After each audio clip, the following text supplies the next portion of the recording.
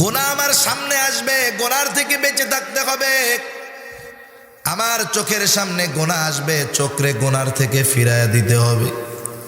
সরকারি চাকরিজীবী, ঘুষের টাকার অফার আসবে, লোভকে পরিহার করতে হবে।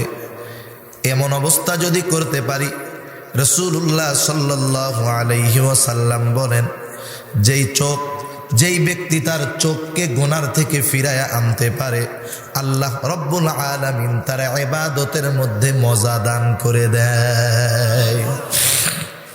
গুনার থেকে চোখ যদি ফিরানো যায়, তাহলে তার রূহানি শক্তি পয়দা হয়ে যায়, এমন শক্তি যেটা দুনিয়ার ভিটামিন খাবার খেয়ে পাওয়া যায় না।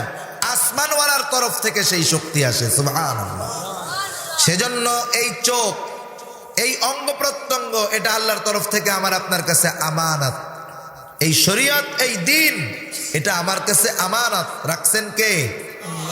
আল্লাহ তাআলা বলেন, ইন্না আরাদনাল আমানাতা আলাস সামাওয়াতি ওয়াল আরদি ওয়াল জিবাল ফাআবাইনা আন ইয়াহমিলনাহা ওয়া আশফাকনা মিনহা ওয়া হামালাহাল ইনসান।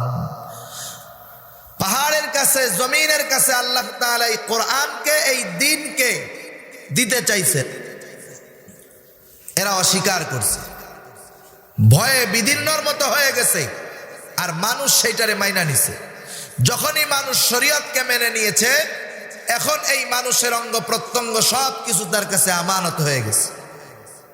এজন্যই আল্লাহ তাআলা কোরআনে বলেন, ইয়ালামু খাইনাতাল আয়ুন ওয়া মা তুখফিস সুদূর।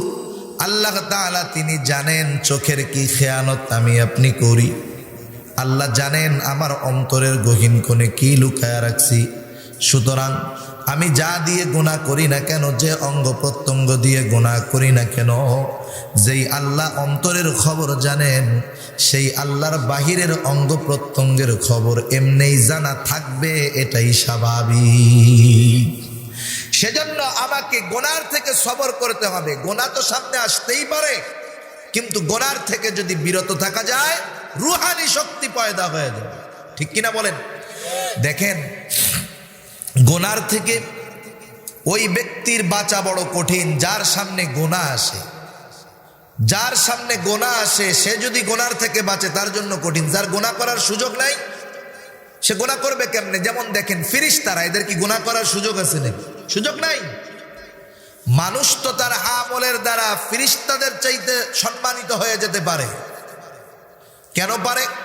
কারণ ফেরেশতা এমন একটা জাত, যারে আল্লাহ গুনাহ করার ক্ষমতা দেয় নাই, তাই গুনাহ করে না। কিন্তু মানুষ এমন একটা জাতি, যাকে আল্লাহ তাআলা গুনাহ করার সুযোগও দিছে, নেক করারও সুযোগ দিছে, নগদ নগদ ধরাও দেয় না। তাহলে গুনাহ করার সুযোগ থাকার পরে যে গুনাহ করলো না, তার মূল্য বেশি, না গুনাহ করার সুযোগই নাই এই জন্য করে নাই, তার মূল্য বেশি? কার হবে? যার গুনাহ করার সুযোগ আছে কিন্তু গুনাহ করে না। একজন, দুই বন্ধু একসাথে চাকরি পাইছে। একজন পাইছে প্রাইমারি স্কুলে, আর একজন পাইছে সচিবালয়ে। সচিবালয়ে যে চাকরি পাইছে, ও তো কয়দিনে ঘুষ খেয়ে একবার বিল্ডিং 5 তলা। কিন্তু প্রাইমারি স্কুলের যে টিচার, ওর টিনের ঘর। দুই দোস্ত এক জায়গায় হয়েছে। তুমি কি করলা? আমি তো 5 তলা বাড়ি বানায় ফেললাম। তুমি? বলে ভাই আমি ঘুষ টুস খাই না। আমার কথা হলো, চাকরি করো প্রাইমারি স্কুলে, পাইলেই না খাইবা। ঠিক কিনা বলেন? ও বেটা তো পায় তাই খায়। সেজন্য যে সুযোগ আছে এরপরেও গুনাহ করে না, এ হলো গুনার থেকে সবর করে নেওয়ালা মুমিন। ঠিক কিনা বলুন? সেজন্য গুনাহ সামনে আসবে, আমাকে আপনাকে চোখ নামায়া দিতে হবে। যুবক, তুমি রাস্তায় চলবা, সুন্দরী নারী হয়তো তোমার প্রথম নজরে বেঁধে যাবে, সাবধান। প্রথম নজর কিন্তু তোমার, দ্বিতীয় নজর তোমার নয়, দ্বিতীয় নজরটা হবে শয়তানের। এই নজর হলো বিষাক্ত তীর। এই নজর থেকেই কত বড় দর্শন থেকেই একটা সময় এই দর্শনটা ধর্ষণে পরিণত হয়। ঠিক কিনা বলেন? কতজন এক নজর দেখার পরে ভালো লাগছে, পিছু লাগছে, এক সময় কত ক্রাইম করে বসছে, অনেক অন্যায়ের সাথে জড়ায় গেছে। এই চোখ বড় একটা গুনার মাধ্যম। সেজন্য এই নজর হলো বিষাক্ত তীর, এটাকে হেফাজত করতে বলছেন আমার আপনার নবী। আর আল্লাহ তাআলা অঙ্গ প্রত্যঙ্গের খেয়ানতের কথা বলছেন, কিন্তু বিশেষ করে উল্লেখ করেছেন চোখের কথা, যে ইয়ালামু খায়িনাতাল আয়ুন। কারণ চোখের কথা উল্লেখ করার কারণ হলো বড় বড় অপরাধ সংগঠিত হওয়ার অন্যতম মাধ্যম হলো এই চোখ, ঠিক কিনা? সেজন্য আমি আমার চোখকে হেফাজত করব, সাথে সাথে আনুষঙ্গিক জবানের হেফাজতটাও করব, জবানের গুনার থেকে সবর করব। আমি আপনি আমার আপনার যৌনাঙ্গকেও হেফাজত করব। কারণ নবী রহমত বলেন, তোমরা তোমাদের জবান আর লজ্জাস্থান হেফাজতের গ্যারান্টি দাও, আমি নবী তোমাদেরকে জান্নাতের গ্যারান্টি দিয়ে দিব। অগণিত দুরুদ ও সালাম সৈয়দুল আম্বিয়া, আশরাফুল আম্বিয়া, খাতামুল আম্বিয়া, বিশ্ব নবী, শেষ নবী, শ্রেষ্ঠ নবী মুহাম্মদুর রাসূলুল্লাহ সাল্লাল্লাহু আলাইহি ওয়াসাল্লামের প্রতি। আল্লাহ তাআলা আমাদেরকে এখানে আসার তৌফিক দিয়েছেন, তাই আমরা আসতে পেরেছি। কি বলেন?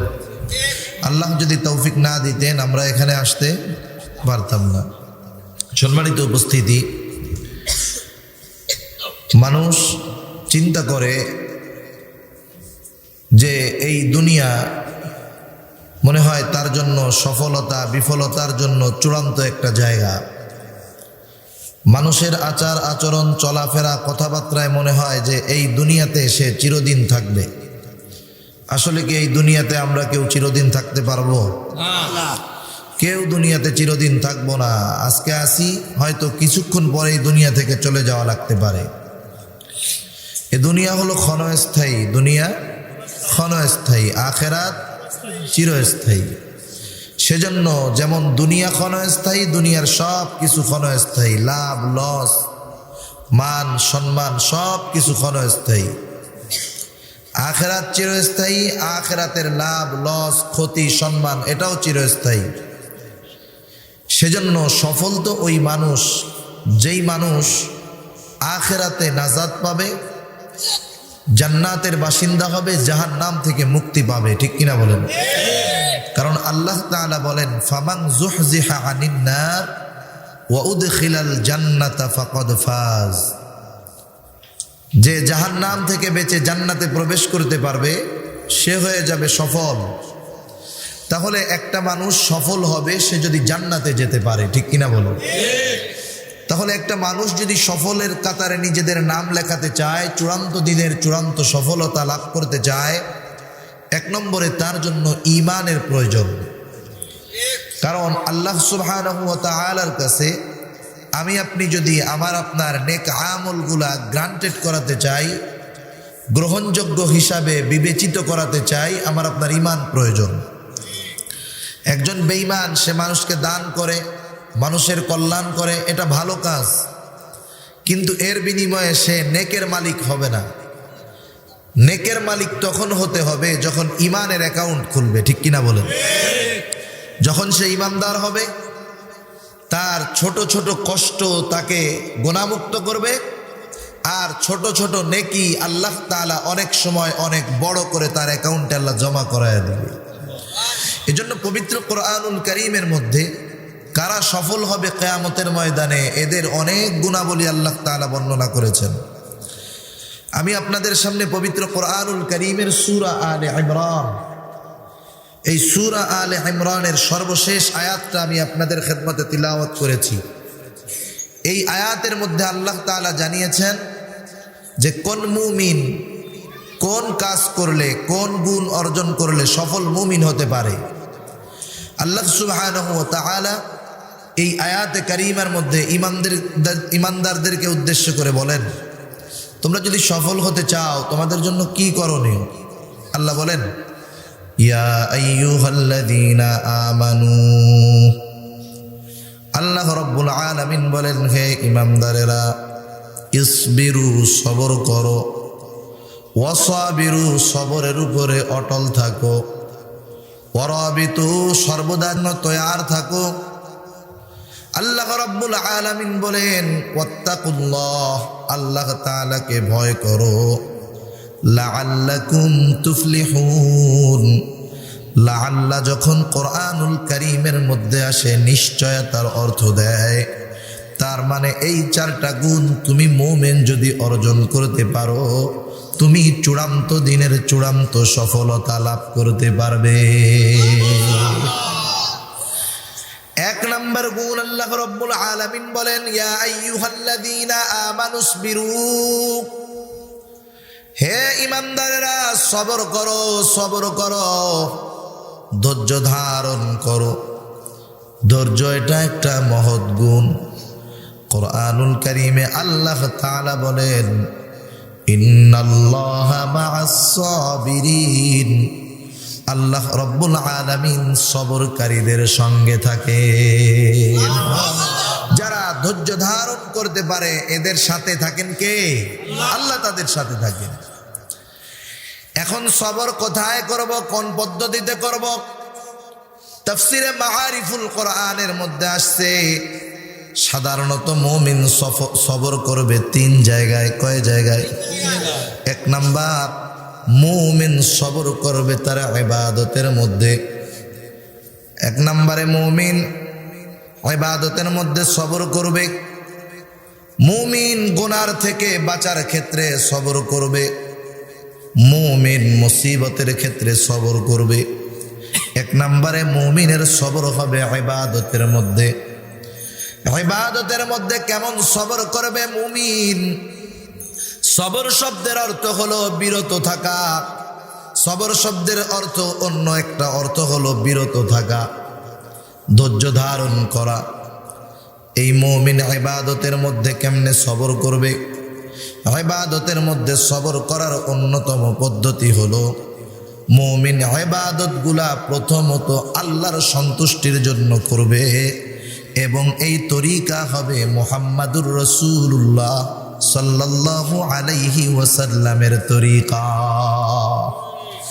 তাহলে ইবাদতের মধ্যে যদি সন্তুষ্টি অর্জন উদ্দেশ্য থাকে আল্লাহর, আর পদ্ধতি যদি হয় আমার আপনার নবীর, তাহলে এটা হবে সবরওয়ালা ইবাদত। আর যদি আল্লাহর সন্তুষ্টি উদ্দেশ্য না থাকে, নবীর পদ্ধতি যদি ইবাদতের মধ্যে না থাকে, ওই ইবাদত হবে সবরবিহীন ইবাদত। ওই রকম ইবাদত আমাকে আপনাকে কঠিন মুসিবতের দিন জাহান্নাম থেকে বাঁচাতে পারবে না। প্রতিটা ইবাদতে সবর আছে, প্রতিটা ইবাদতে। নামাজের মধ্যে সবর আছে, রোজার মধ্যে সবর আছে, যাকাতের মধ্যে সবর আছে। যার ইবাদত সুন্নাত তরিকায় হয় তার ইবাদতের মধ্যে সবর পাওয়া যায়। নামাজের মধ্যে সবর কেমন? নামাজের মধ্যে 1 নম্বরে তার নামাজটা হবে আল্লাহ তাআলার সন্তুষ্টির জন্য। কারণ আল্লাহ তাআলাই আমাদেরকে নবীর মাধ্যমে শিক্ষা দেয়। নবী আপনি বলেন, ইন্না সলাতি ওয়া নুসুকি ওয়া মাহইয়ায়া ওয়া মামাতি লিল্লাহি রাব্বিল আলামিন। আমার নামাজ, আমার কুরবান, আমার জীবন, আমার মরণ সব রব্বুল আলামিনের জন্য। ঠিক কিনা? ইবাদতের মধ্যে প্রথম সবর হলো আল্লাহর সন্তুষ্টি অর্জন করা। দ্বিতীয় হলো আল্লাহর নবী ইবাদতটা যেই তরিকায় দেখায় গেছেন সেই তরিকায় করা। এখন প্রশ্ন হলো, ইবাদতের সবর আমরা অর্জন করব কিভাবে? বাংলা বই পড়ে অথবা নিজে নিজে পড়ে ইবাদত শেখা যায়, কিন্তু ইবাদতের মধ্যে সবর অর্জন করা যায় না।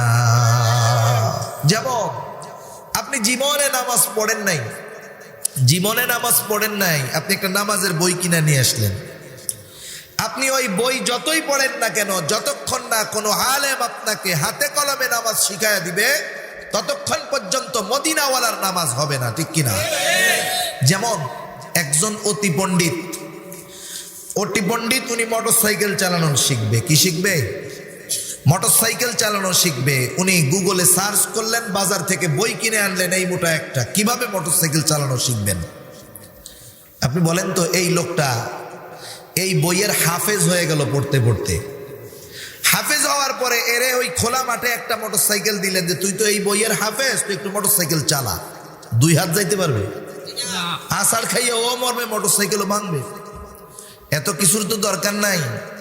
যে মোটরসাইকেল চালাইতে পারে তারে বল যে ভাই একটু মোটরসাইকেল শিখায় দে, আধা ঘন্টা লাগবে না, আপনি মোটরসাইকেলের চালক হয়ে যাবেন, ঠিক কিনা বলে? অনুরূপ ভাবে ইবাদতে যদি সবর অর্জন করতে হয়, নবীর ওয়ারিস যারা, উলামায়ে কেরাম যারা, এনাদের কাছে গিয়ে ইবাদত গুলো শিখতে হবে, ঠিক কিনা বলেন? সেজন্য আমি যদি উলামায়ে কেরামের সাথে থাকি, আমি সবরওয়ালা ইবাদত অর্জন করতে পারবো। কেন?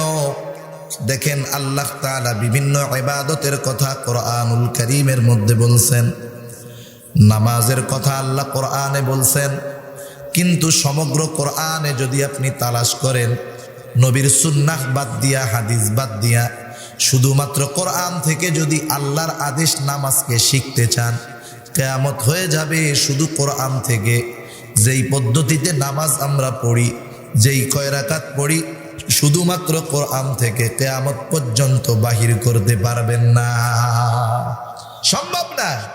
উলামায়ে কেরাম আছে, জিজ্ঞাসা করতে পারেন যে আল্লাহর নবীর হাদিস, সুন্নাহ, সিরাত বাদ শুধুমাত্র কোরআনুল কারীম দেওয়া হবে। সারা দুনিয়ার মুফাসসিরদেরকে বলা হবে, মুফাসসির সাহেবেরা, তোমরা যেই 5 ওয়াক্ত নামাজ পড়ি, যেই পদ্ধতিতে পড়ি, যেই কয় রাকাত পড়ি, তোমরা শুধুমাত্র কোরআন থেকে বের করে দাও, কিয়ামত পর্যন্ত সম্ভব না। দেখেন এত দামি একটা ইবাদত, অথচ এর পরিপূর্ণ পদ্ধতি আল্লাহ কোরআনে দেন নাই। কোরআনে আল্লাহ আদেশ করেছেন নামাজের।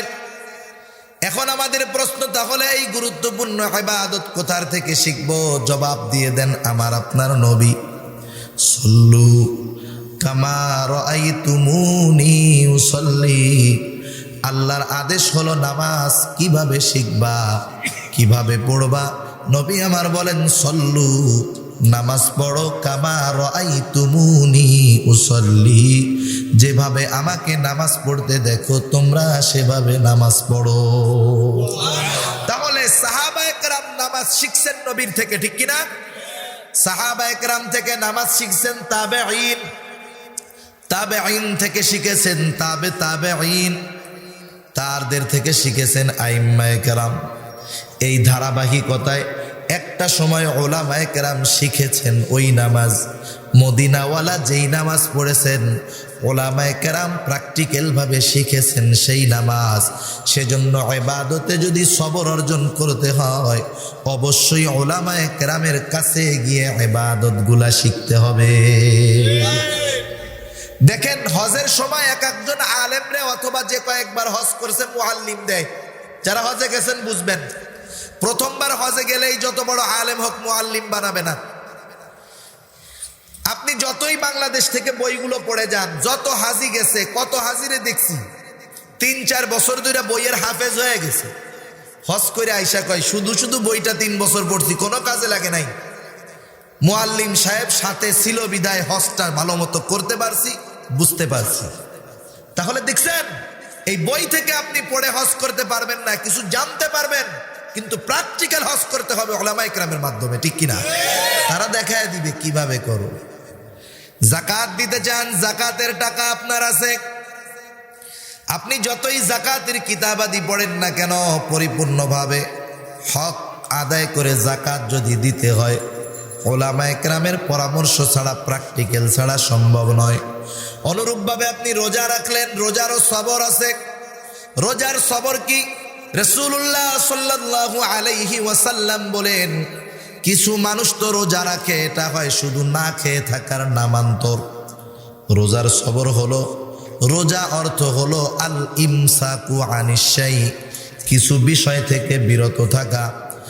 আপনি শুধু খানা, স্ত্রী সহবাস থেকে বিরত থাকলেন, এটাই যে রোজা হয়ে গেল তা নয়। কারণ প্রতিটা অঙ্গ প্রত্যঙ্গের রোজা আছে। রোজা যখন রাখতে হবে, মুখের গুনাহ করা যাবে না, চোখের গুনাহ করা যাবে না, জবানের গুনাহ করা যাবে না। এমন ভাবে যদি আপনি দিন অতিবাহিত করতে পারেন, ওই রোজা হবে সেই রোজা যেই রোজাটা জাহান্নামের ঢাল স্বরূপ ব্যবহার হবে।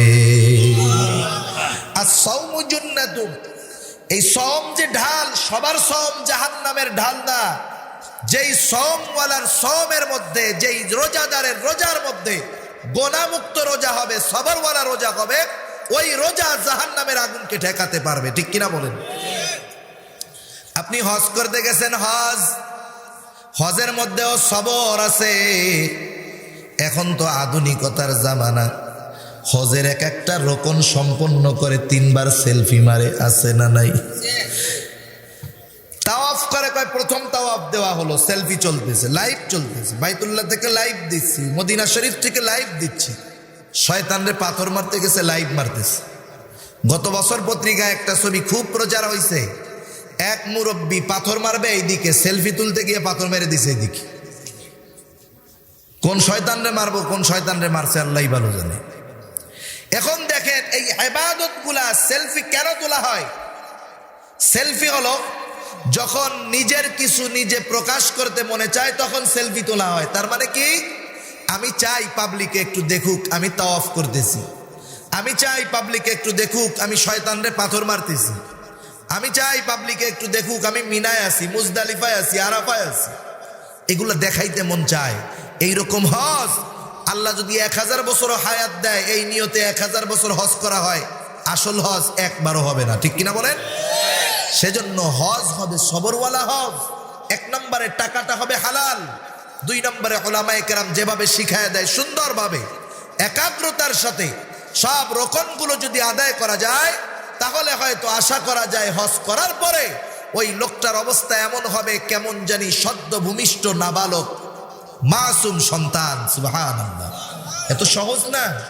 ইবাদতের মধ্যে সবর আছে। কারণ দেখেন দুনিয়ার মানুষের অনেক ইবাদত আল্লাহ তাআলার কাছে কিয়ামতের দিন গ্রহণযোগ্য হবেই না, বরং কি হবে, এই ইবাদতগুলো তার জাহান্নামে যাওয়ার কারণ হবে।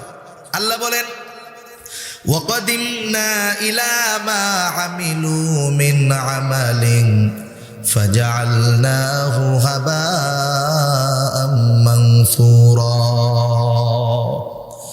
আল্লাহ রাব্বুল আলামিনের সামনে বান্দার সব আমলগুলা উপস্থিত করা হবে, যেই আমলগুলা শুধুমাত্র আল্লাহ ব্যতীত অন্য কারো সন্তুষ্টির জন্য করা হয়েছে।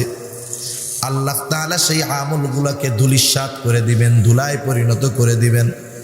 বরং ক্ষতিটা কি হবে রে মুমিন? ইবাদতের একমাত্র উপযুক্ত হকদার হলেন আল্লাহ। তাহলে আল্লাহ যেটার হক, যেটার পাওনা, সেটা যদি মানুষের খুশির জন্য করা হয়, মানুষকে দেখানোর জন্য করা হয়, শিরক হয়ে যায়, রিয়া হয়ে যায়, লৌকিকতা হয়ে যায়, আমল বাতিল। রিয়াওয়ালা ইবাদতের কারণে শাস্তি হবে, জাহান্নামে যেতে হবে। এই জন্য আমার আপনার আমল যত হোক, সন্তুষ্টি উদ্দেশ্য হবে কার? এটাই হলো ইবাদতের সবর। তারা হলে কি অবস্থা হবে রে মুমিন? রাসূলুল্লাহ সাল্লাল্লাহু আলাইহি ওয়াসাল্লাম বলেন, কিয়ামতের দিন সর্বপ্রথম 3 শ্রেণীর মানুষকে আল্লাহ হিসাবের জন্য ডাকবে। 1 নম্বরে একজন শহীদকে ডাকবে। শহীদ আল্লাহর সামনে উপস্থিত হবে শহীদ। আল্লাহ তাআলা জিজ্ঞাসা করবে, রে গোলাম তোমার এই অবস্থা কেন? ওই লোকটা বলবে, আল্লাহ আপনার দ্বীন প্রচার করার জন্য করতে করতে জীবন দিয়ে দিয়েছি। আল্লাহ তাআলা জিজ্ঞাসা করবে, কার উদ্দেশ্য তুমি সব? ওই লোকটা বলবে, আল্লাহ শুধুমাত্র আপনার সন্তুষ্টির জন্য করেছি। আল্লাহ তাআলা বলবেন, না বান্দা, আমি আল্লাহ তোমার অন্তরের খবর জানি। তুমি আমার সন্তুষ্টির জন্য করো নাই, তুমি করেছো যাতে করে দুনিয়ার মানুষ তোমাকে বীর উত্তম বলে, বীর শ্রেষ্ঠ বলে। বান্দা, যে উদ্দেশ্যে করেছো দুনিয়ায় তুমি তা পেয়ে গেছো। আজকে আমার তরফ থেকে তোমার জন্য কিছু নাই, তুমি চলে যাও, তোমার ঠিকানা হলো চিরস্থায়ী জাহান্নাম। দ্বিতীয়তে আল্লাহ তাআলা একজন দানবীরকে ডাকবেন, টাকাওয়ালা দানবীর। আল্লাহ তাআলা জিজ্ঞাসা করবে, রে গোলাম আমি আল্লাহ দুনিয়ায় তোমাকে এত সম্পদ দিলাম, এই সম্পদগুলো তুমি কোন কাজে ব্যয় করেছো? ওই লোকটা বলবে, আল্লাহ আপনার দেওয়া সম্পদ আমি গরিবের মধ্যে দান করেছি, সদকা করেছি। যার বাড়ি নাই তাকে বাড়ি বানায় দিছি, যার চিকিৎসার টাকার দরকার তাকে আমি চিকিৎসার টাকা দিয়েছি। আল্লাহ তাআলা বলবে, বান্দা এত কষ্টের উপার্জনের সম্পদ কেন দান করেছো? কি উদ্দেশ্যে দান করেছো? ওই লোকটা বলবে, আল্লাহ আমি শুধুমাত্র আপনার সন্তুষ্টির জন্য দান করেছি। আল্লাহ তাআলা বলবে, বান্দা আমি আল্লাহ তোমার মনের খবর জানি। তুমি আমি আল্লাহর সন্তুষ্টির জন্য দান করো নাই, তুমি দান করেছো যাতে করে দুনিয়ার মানুষ তোমাকে দানবীর বলে, সমাজসেবক বলে, গরিবের বন্ধু বলে। যেই উদ্দেশ্যে তুমি দান করেছো দুনিয়ায় তুমি তা পেয়ে গেছো। সুতরাং আজকে আমি আল্লাহর তরফ থেকে তোমার জন্য কিছু নাই, তুমি চলে যাও, তোমার ঠিকানা হলো চিরস্থায়ী জাহান্নাম। তৃতীয়তে আল্লাহ তাআলা একজন আলেমকে ডাকবেন, আর এক বর্ণনা এসেছে একজন কারি সাহেবকে ডাকবেন। আল্লাহ তাআলা জিজ্ঞাসা করবে, ও গোলাম, এত কষ্ট করে দুনিয়ায় কেন তুমি ইলম অর্জন করছো? ওই লোকটা বলবে, আল্লাহ, শুধুমাত্র আপনার সন্তুষ্টির জন্য আমি ইলম অর্জন করেছি। আল্লাহ তাআলা বলবে, না বান্দা, তুমি মিথ্যা বলতেছো। তুমি আলেম হয়েছো, কারি হয়েছো যাতে করে দুনিয়ার মানুষ তোমাকে আলেম বলে, হাফেজ বলে, কারি বলে, মুফতি বলে, মুহাদ্দিস বলে, শেখুল হাদিস বলে, বড় বক্তা বলে। যে উদ্দেশ্যে আলেম হয়েছো, ইলম অর্জন করেছো, দুনিয়ায় তুমি তা পেয়ে গেছো। আজকে আমি আল্লাহর তরফ থেকে তোমার জন্য কিছু নাই, তুমি চলে যাও, তোমার ঠিকানা হলো চিরস্থায়ী জাহান্নাম।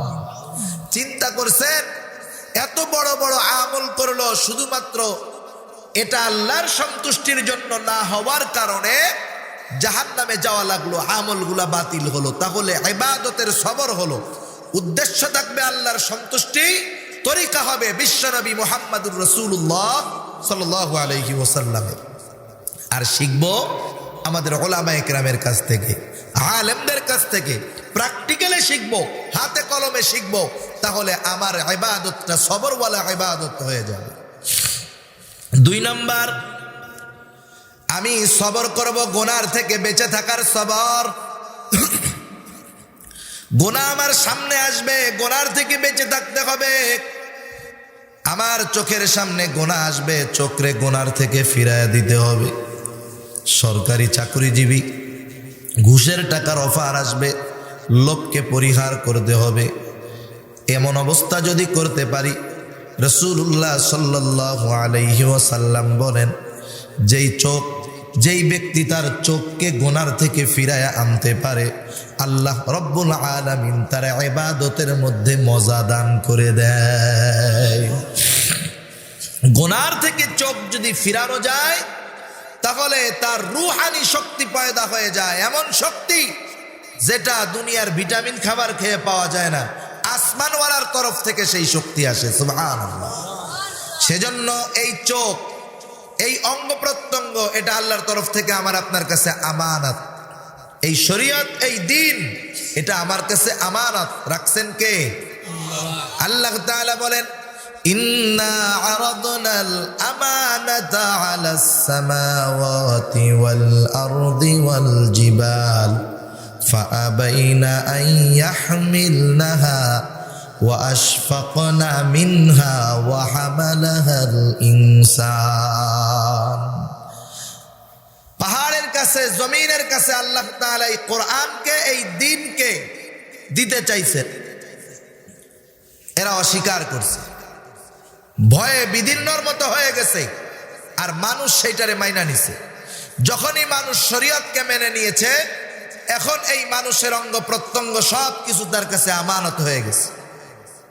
এজন্যই আল্লাহ তাআলা কোরআনে বলেন, ইয়ালামু খাইনাতাল আয়ুন ওয়া মা তুখফিস সুদূর। আল্লাহ তাআলা তিনি জানেন চোখের কি খেয়ানত আমি আপনি করি। আল্লাহ জানেন আমার অন্তরের গহীন কোণে কি লুকায়া রাখছি। সুতরাং আমি যা দিয়ে গুনাহ করি না কেন, যে অঙ্গ প্রত্যঙ্গ দিয়ে গুনাহ করি না কেন, যেই আল্লাহ অন্তরের খবর জানেন, সেই আল্লাহর বাহিরের অঙ্গ প্রত্যঙ্গের খবর এমনিই জানা থাকবে, এটাই স্বাভাবিক। সেজন্য আমাকে গুনার থেকে সবর করতে হবে। গুনাহ তো সামনে আসতেই পারে, কিন্তু গুনার থেকে যদি বিরত থাকা যায়, রূহানি শক্তি পয়দা হয়ে যাবে। ঠিক কিনা বলেন? দেখেন, গুনার থেকে ওই ব্যক্তির বাঁচা বড় কঠিন, যার সামনে গুনাহ আসে। যার সামনে গুনাহ আসে, সে যদি গুনার থেকে বাঁচে, তার জন্য কঠিন। যার গুনাহ করার সুযোগ নাই, সে গুনাহ করবে কেমনে? যেমন দেখেন ফেরেশতারা, এদের কি গুনাহ করার সুযোগ আছে নাকি? সুযোগ নাই। মানুষ তো তার আমলের দ্বারা ফেরেশতাদের চাইতে সম্মানিত হয়ে যেতে পারে। কেন পারে? কারণ ফেরেশতা এমন একটা জাত যারে আল্লাহ গুনাহ করার ক্ষমতা দেয় নাই, তাই গুনাহ করে না। কিন্তু মানুষ এমন একটা জাতি যাকে আল্লাহ তাআলা গুনাহ করার সুযোগও দিছে, নেক করারও সুযোগ দিছে, নগদ নগদ ধরাও দেয় না। তাহলে গুনাহ করার সুযোগ থাকার পরে যে গুনাহ করলো না তার মূল্য বেশি, না গুনাহ করার সুযোগই নাই এই জন্য করে নাই তার মূল্য বেশি? কার হবে? যার গুনাহ করার সুযোগ আছে কিন্তু গুনাহ করে না। একজন দুই বন্ধু একসাথে চাকরি পাইছে, একজন পাইছে প্রাইমারি স্কুলে আর একজন পাইছে সচিবালয়ে। সচিবালয়ে যে চাকরি পাইছে ও তো কয়দিনে ঘুষ খেয়ে একবার বিল্ডিং 5 তলা, কিন্তু প্রাইমারি স্কুলের যে টিচার ওর টিনের ঘর। দুই দোস্ত এক জায়গায় হয়েছে, তুমি কি করলা? আমি তো 5 তলা বাড়ি বানায় ফেললাম। তুমি? বলে ভাই আমি ঘুষ টুস খাই না। আমার কথা হলো চাকরি করো প্রাইমারি স্কুলে, পাইলেই না খাইবা, ঠিক কিনা বলেন? ও বেটা তো পায় তাই খায়। সেজন্য যে সুযোগ আছে এরপরেও গুনাহ করে না, এ হলো গুনার থেকে সবর করে নেওয়ালা মুমিন, ঠিক কিনা বলুন? সেজন্য গুনাহ সামনে আসবে, আমাকে আপনাকে চোখ নামায় দিতে হবে। যুবক, তুমি রাস্তায় চলবা, সুন্দরী নারী হয়তো তোমার প্রথম নজরে বেঁধে যাবে, সাবধান। প্রথম নজর কিন্তু তোমার, দ্বিতীয় নজর তোমার নয়, দ্বিতীয় নজরটা হবে শয়তানের। এই নজর হলো বিষাক্ত তীর। এই নজর থেকেই কত বড় দর্শন থেকেই একটা সময় এই দর্শনটা ধর্ষণে পরিণত হয়, ঠিক কিনা বলেন?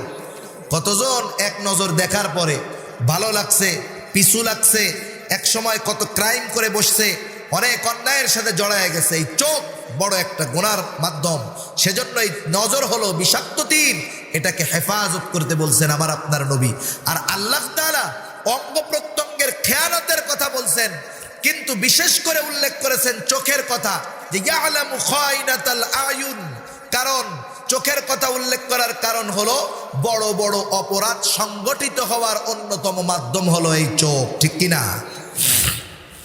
সেজন্য আমি আমার চোখকে হেফাজত করব, সাথে সাথে আনুষঙ্গিক জবানের হেফাজতটাও করব, জবানের গুনার থেকে সবর করব। আমি আপনি আমার আপনার যৌনাঙ্গকেও হেফাজত করব। কারণ নবী রহমত বলেন, তোমরা তোমাদের জবান আর লজ্জাস্থান হেফাজতের গ্যারান্টি দাও, আমি নবী তোমাদেরকে জান্নাতের গ্যারান্টি দিয়ে দিব। সেজন্য আমরা এই দুই চোয়ালের মধ্যবর্তী গোস্ত জিহ্বার হেফাজত করব। আল্লাহ নবীও বলেন, আল মুসলিম মান সালিম আল মুসলিমুনা মিন লিসানিহি ওয়া ইয়াদিহি। আরে মুসলমান কে? যার হাত এবং মুখ থেকে অপর মুসলমান নিরাপদ থাকে। সেজন্য আমরা গুনার থেকে সবর করব, গুনাহ করব না, নেকের কাজ করব। তিন নাম্বার হলো বিপদ আপদ মুসিবত যখন আসবে তখন আমরা ধৈর্য ধারণ করব। 1 নম্বরে ধৈর্য ধারণ করব। আর যদি সাহায্য চাওয়ার প্রয়োজন হয় দুনিয়ার কারো কাছে চাবো না, মাজারে যাব না, কবরে চাবো না, বাবার কাছে চাবো না, কার কাছে সাহায্য চাবো? জোরে বলেন। আল্লাহ রাব্বুল আলামিন তাই আমাদেরকে শিখায়া দেন, ওয়াস্তাঈনু বিস-সাবরি ওয়াস-সালাহ। হে বান্দা, তোমার সাহায্য প্রয়োজন, আমি আল্লাহর কাছে সবর এবং সালাতের মাধ্যমে চাও। আল্লাহ তাআলা শিখায়া দিয়েছেন পদ্ধতি। 1 নাম্বার, বিপদে পড়ছো ধৈর্য ধারণ করো, সাহায্য প্রয়োজন আল্লাহর কাছে চাও। কারণ আল্লাহ রাব্বুল আলামিন বলেন, উদউনি আস্তাজিব লাকুম। তোমরা আমি আল্লাহর কাছে চাও, আহ্বান করো, আমি আল্লাহ তোমাদের ডাকে সাড়া দিব। সেজন্য চাইতে হবে আমার আপনার আল্লাহর কাছে। আমরা মনে করি ছোটখাটো বিপদে পড়লাম আল্লাহর কাছে চাওয়া যায়। আল্লাহ হলো মহান, আল্লাহর কাছে কি ছোট জিনিস চাওয়া যায় নাকি? না না, যে যত আপন তার কাছে তত ছোট এবং সবচেয়ে বড়টা চাওয়া যায়, ঠিক না? দেখেন আপনাদের যাদের বাচ্চা আছে 3-4 বছর বয়স, ও বুঝে না, ও যখন দোকানে যায় চকলেটের প্যাকেটগুলা সুন্দর মোড়কে লোক প্যাকেট করা থাকে, চকচক করে, 1 টাকা দামের চকলেট। ছেলেটার যখন ভালো লাগে ওই ছেলেটা 1 টাকা দামের চকলেট তার আব্বুর কাছে চাইতে লজ্জা পায়? লজ্জা পায় নাকি? ও চায়, কিন্তু সব জিনিস ও অন্য কারো কাছে চায় না, ওর আব্বার কাছে চায়। ও যদি অন্য কারো কাছে চায়, ওর আব্বা কি বলবে? তোমার যা প্রয়োজন তুমি আমাকে বলবা, অন্য কারো কাছে চাবা না, কারণ আমি হলাম তোমার আব্বু, আমি তোমার সব দিব। এবার ছোট বাচ্চা 1 টাকার চকলেট নিয়ে হাঁটতেছে, ইতিমধ্যে আকাশ দিয়ে বিমান যাইতেছে।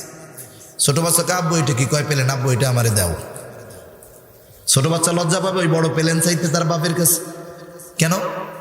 বাপ হলো তার সবচাইতে আপন, বান্দা হলো আল্লাহ রাব্বুল আলামিন হলো বান্দার জন্য সবচাইতে আপন।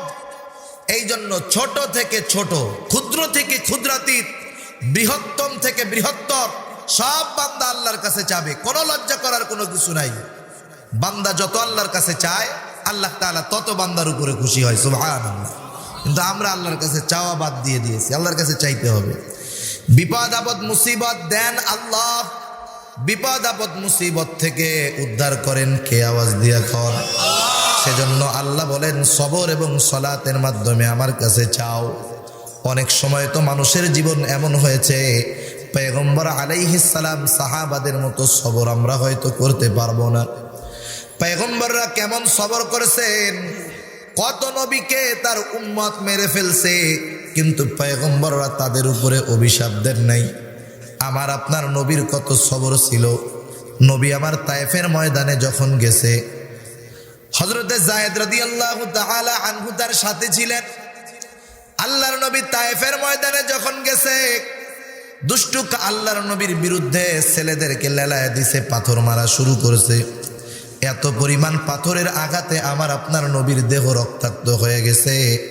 রক্ত পড়তে পড়তে পায়ের মধ্যে জুতা মোবারক আটকে গেছে। আল্লাহর নবী রক্তক্ষরণ হয়েছে, এত পরিমাণ অজ্ঞান হয়ে জমিনের উপরে পড়ে গেছেন। এরপরে নবীকে আবার সুস্থ করে দাঁড়ায়া ওরা আবার পাথর মারা শুরু করছে। আল্লাহর নবী দিনের শেষ প্রান্তে যখন ক্লান্ত শ্রান্ত দেহ নিয়ে একটা পাড়ে এসে অবস্থান করতেছেন, ইতিমধ্যে জিবরাইল আমিন চলে আসছে, সাথে করে পাহাড়ের ফেরেশতাকেও নিয়ে আসছে। বলতেছে, ইয়া রাসূলুল্লাহ, আপনি শুধু আদেশ করেন। আপনি যদি আদেশ করেন, এই 2 পাহাড়ের মধ্যবর্তী শহর তায়েফ, 2টা পাহাড়কে মিলিয়ে এমন ভাবে নিশ্চিহ্ন করে দেওয়া হবে, তায়েফ নামে একটা এলাকা ছিল পৃথিবীর মানুষ জানতেও পারবে না। আল্লাহর নবী নামাজে দাঁড়ায় গেলেন। সিরাতে ইবনে হিশামের মধ্যে সম্ভবত আছে, আল্লাহর নবী তখন নামাজে দাঁড়ায় গেলেন, আল্লাহর কাছে বলতেছেন, আয় আল্লাহ, আপনি এদেরকে ধ্বংস করে দিবেন না। এরা হয়তো আমাকে চিনে না, বোঝে না, কিন্তু হয়তো এদের সন্তানেরা পরবর্তী প্রজন্ম ওরা হয়তো দ্বীনের আলোয় উদ্ভাসিত হবে। কেমন সবর নবীর ছিল, সাহাবাদের সবর কেমন ছিল। হায় রে হায়।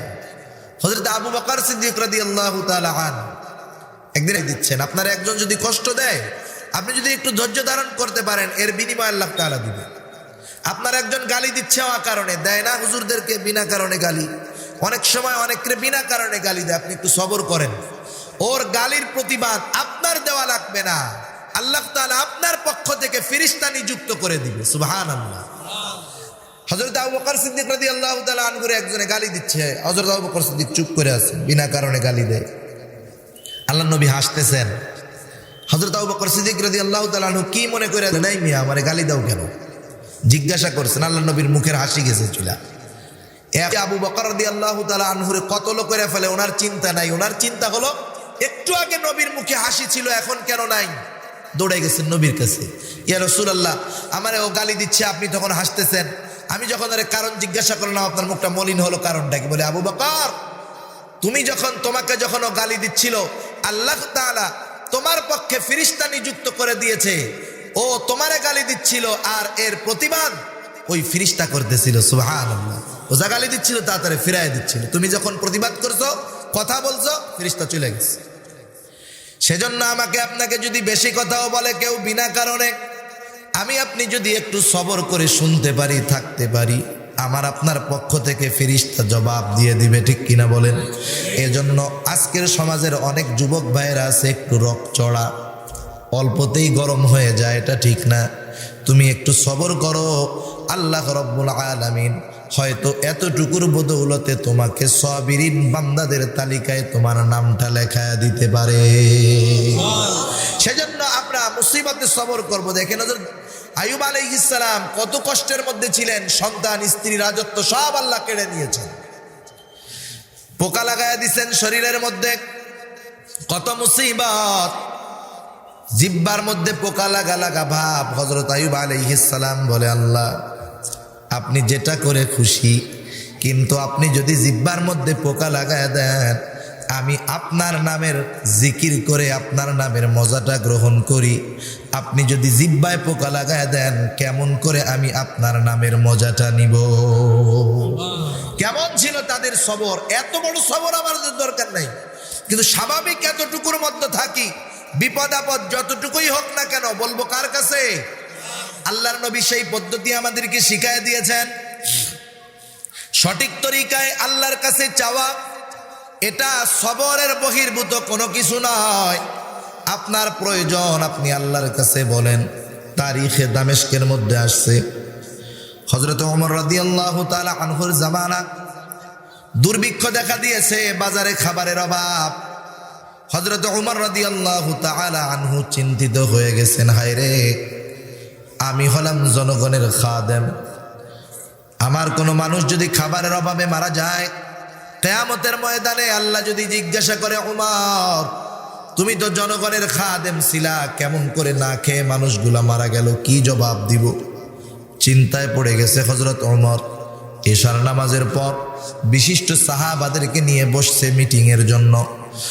সিদ্ধান্ত হলো আগামী দিন সকালবেলায় এক গ্রুপ ফসল কিনতে যাবে, খাবার কিনতে যাবে। সব কিছু ঠিকঠাক করতে গভীর রাত হয়ে গেল।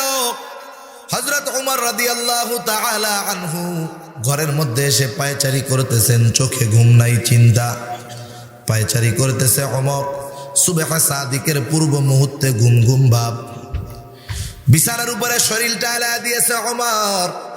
ইতিমধ্যে স্বপ্ন দেখতেছে রাহমাতুল লিল আলামিন মদিনাওয়ালা মুহাম্মাদুর রাসূলুল্লাহ সাল্লাল্লাহু আলাইহি ওয়াসাল্লাম হযরত ওমরের ঘরে, কিন্তু চেহারাটা নবীর মলিন।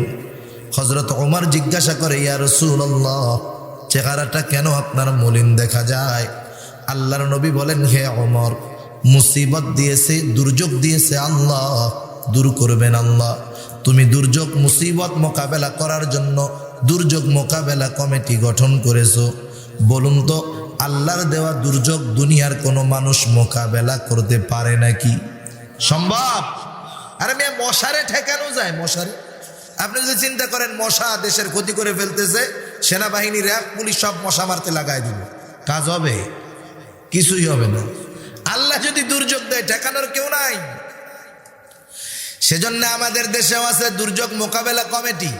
দুর্যোগ আসে আল্লাহর তরফ থেকে, আমাদের বদা আমলের কারণে।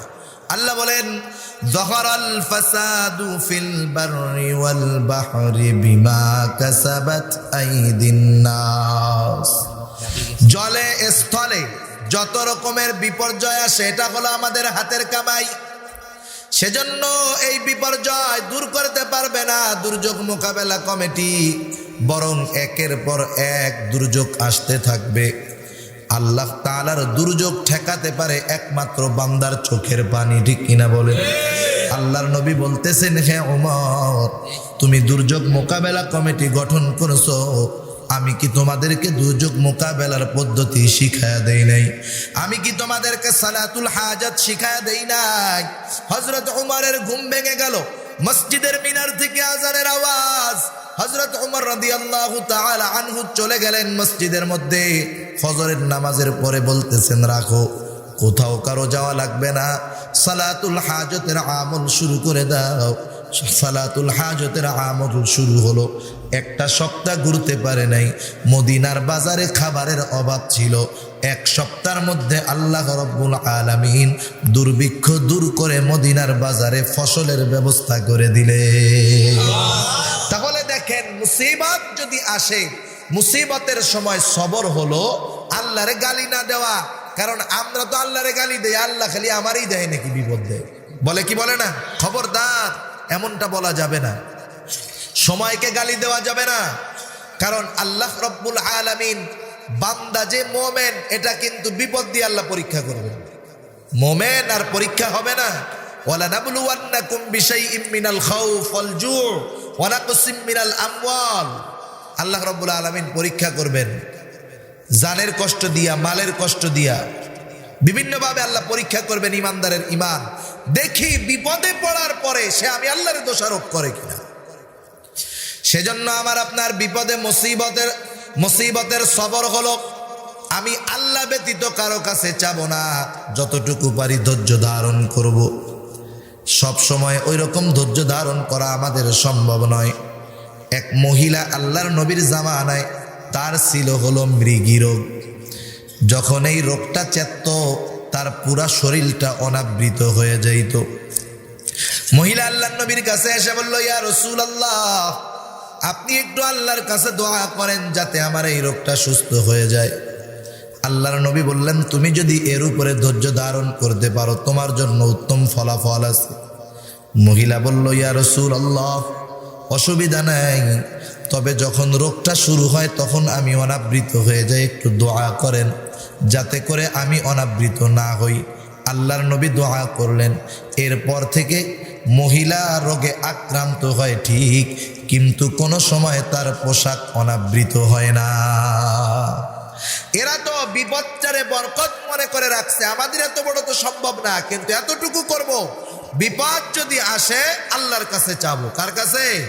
আল্লাহর কাছে চাবো। তাহলে আল্লাহ তাআলা বললেন, মুমিন ইসবিরু, সবর করো, ওয়াসাবিরু, এই যে কথাগুলা বলা হলো, গুনার থেকে সবর করব, মুসিবতে সবর করব, ইবাদতে সবর করব, এটা 1-2 দিন করব তা নয়। আমি আপনি এই সবরের উপরে অটল থাকবো, দায়েম থাকবো, কায়েম থাকবো। জীবন চলে যায় যাক, তবুও এমন কিছু করব না যাতে আল্লাহ বেজার হয়ে যায়। 4 নাম্বার আল্লাহ তাআলা বলেন, ওয়াত্তাকুল্লাহ, আল্লাহ তাআলাকে ভয় করবে, আল্লাহ তাআলাকে ভয় করবে। তাকওয়া কাকে বলা হয় সংক্ষেপে বলি, তাকওয়া হলো ফি'লুম মা আমারাল্লাহু বিহি তারকুম মা নাহা আন। আল্লাহ যেটা আদেশ করেছেন সেটা করবে, যেটা থেকে বিরত থাকতে বলেছেন সেটা করবে, এটাই হলো তাকওয়া। আর যেই মুমিন আল্লাহর আদেশ মানে নিষেধ থেকে বিরত থাকে সে হয় মুত্তাকি। এখন আল্লাহ তাআলা এই 4টি গুণ উল্লেখ করার পরে বললেন, লাআল্লাকুম তুফলিহুন, যদি কোনো মুমিন এই 4টা গুণ অর্জন করে সেই মুমিন হয়ে যাবে সফল মুমিন। কারা সফল মুমিন হতে চায় একটু হাত উঁচা করি তো, নারায়ে তাকবীর। আরে আওয়াজ সিলেটি লোকের মতো, নারায়ে তাকবীর। আল্লাহ কবুল করুক, হাত নামান। সেজন্য আমাদের সফল হতে হবে। কে সফল? ফামান যুহজিহা আনিন নার ওয়া উদখিলাল জান্নাতা ফাকাদ ফাজ। আল্লাহ রাব্বুল আলামিন আমাদের সকলকে সফল মুমিন হওয়ার তৌফিক দান করুক। সকলে বলি আমিন। ওয়া আখিরু দাওয়ানা আলহামদুলিল্লাহি রাব্বিল আলামিন। আসসালামু আলাইকুম ওয়া রাহমাতুল্লাহি ওয়া বারাকাতুহু।